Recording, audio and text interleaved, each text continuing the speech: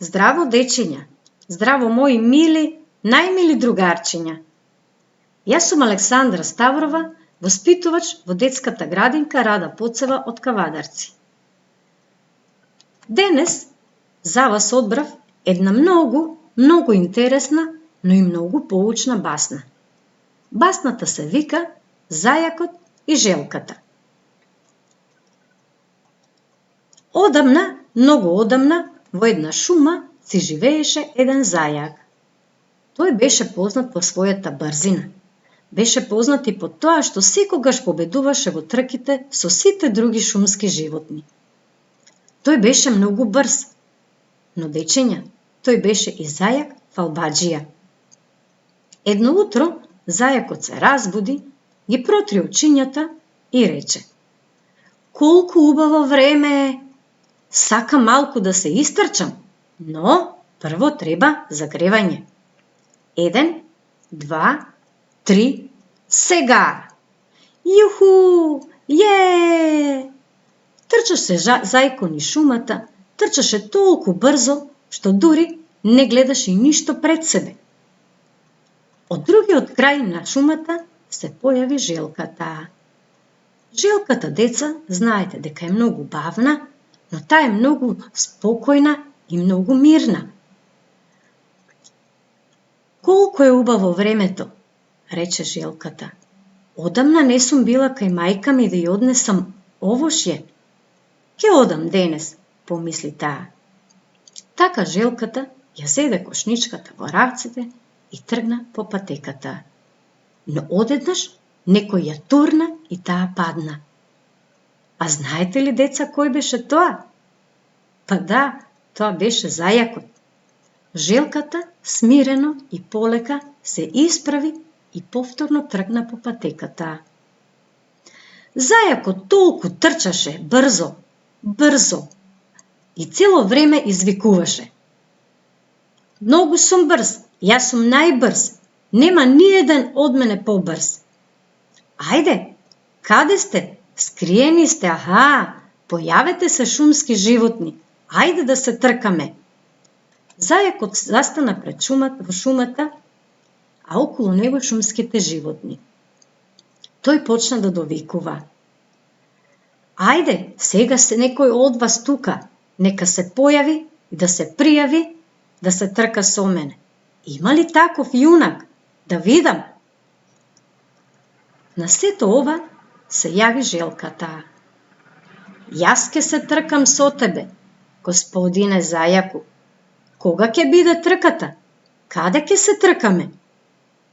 Зајакот ја погледна и се насмеа. "Хе, ти ќе се тркаш со мене? Колку добра шега!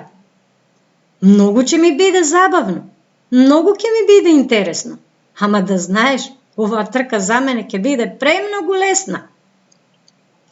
Па слушај, ако сакаш да се тркаме, имаме задача," и рекол зајакот на желката. "Треба прво да ја обележиме патеката по која ќе се тркаме. А судија, избери ти. Мене воопшто не ми интересира кој ќе биде." Шумските животни се восхитуваа на храброста на желката што ја има. И така, деца, започнаа подготовките. Утредента веќе се беше подготвено. Судијата беше волкот. Сите шумски животни се собраа и нестрпливо чекаа да започне трката. Тука беа и зајакот и желката. Додека чекаа на дадениот знак од судијата за почеток на трката, зајакот непрекинато се подсмеваше на желката. Каде се видело желка да победи зајак? Колку си смешна, бре, желко! А желката внимателно стоеше и не одговараше на неговите подбивни шеги. Таа чекаше знак за почеток на трката.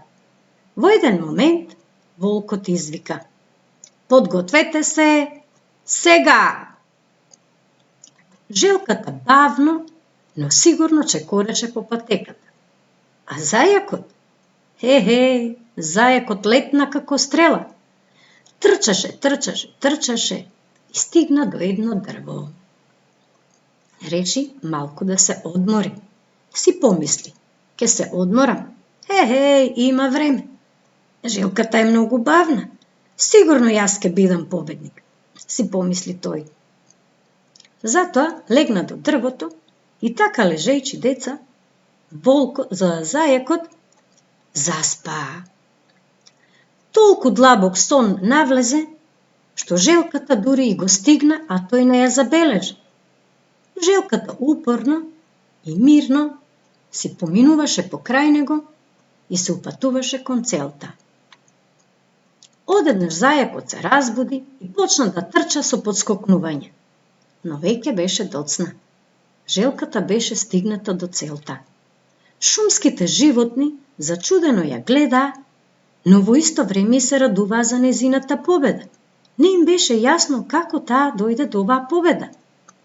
И навистина, деца, желката беше победник во трката. А што се случи со зајакот? Дечиња, зајакот беше толку многу засрамен, што не можеше дури ни да ја погледне желката во очи. А таа се исправи пред него и му рече: зајко фалбаџија, подобро да си бавен, но скромен и упорен, отколку да си брз и вообразен. Дечиња, се надевам дека ви се допадна приказната. Ајде да ја повториме во неколку прашања. Може? Првото прашање. Кој трчал во шумата, палејќи се дека е најбрз? Така е, дечиња, зајакот. Кој се согласил на трка со зајакот? Точно, желката. А кој победил во трката? Така е, дечиња, желката. Каква поука му кажала желката на зајакот? Точно, дечиња, мислам дека и вие извлековте убава поука и ја запамтивте, се надевам.